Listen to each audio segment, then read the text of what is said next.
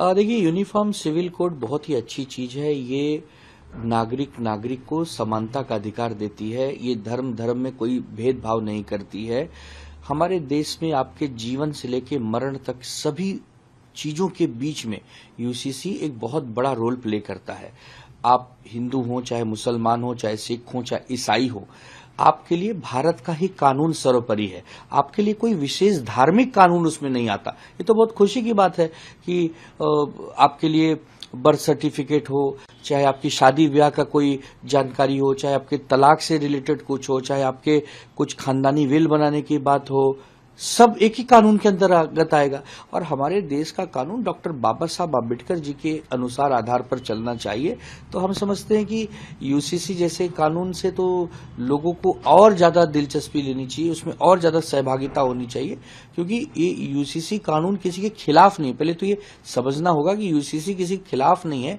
आप अगर हमारे देश भारत में रहते हैं, हमारे देश के आप नागरिक हैं, हम सब एक हैं, अगर एक कहते हैं तो सिर्फ कहने से तो नहीं होगा ना, उस नियम में भी तो आपको आना होगा, उस कानून में भी तो आपको आना होगा। तो ये अलग अलग राज्य सरकारें कर रही हैं। अब चूंकि हमारी अभी राज्य में सरकार नहीं, हमारी सरकार आएगी तो हम भी इस पर विचार करेंगे और हम भी इस पर काम करेंगे। और जहां जहां जिसकी सरकारें हैं वो कर ही रहे हैं। तो हम नहीं समझते कि यूसीसी को लेकर कोई विवाद करना चाहिए। इसको न तो जाति से जोड़ना चाहिए, न धर्म से जोड़ना चाहिए। एक कानून है, इस कानून के अंतर्गत रहकर लोगों को अपना जीवन जीना है। उसके लिए अगर यूसीसी आ रही है तो उसका हम स्वागत ही करते हैं। गर्मियों की छुट्टी होने वाली थी, मेरे पापा आने वाले थे, तो हम लोग सभी खुश थे। तो मैं एक बेड पे चढ़ के डांस कर रहा था, लेकिन वो पहले ही आ गए। फ्रीज।